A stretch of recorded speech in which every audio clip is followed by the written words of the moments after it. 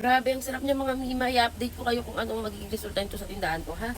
Nakita ko nga isang flavor nila, itong Milky Cubes. Siyempre, gusto ko rin ipatikim to sa aking mga sukay dito sa tindahan. Pero bago yan, ako muna ang titikim para naman makilatis natin kung papatok ba sa kanila or hindi. Kasi siyempre, malalaman natin kung masarap o hindi.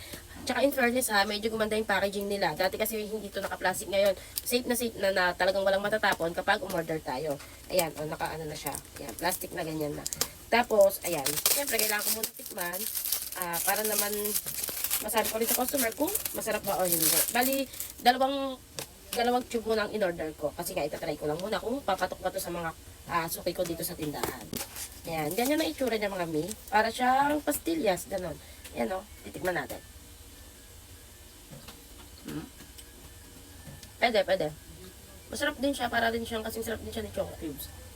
Milky naman siya. Tingin ko papatok to sa mga customer ko.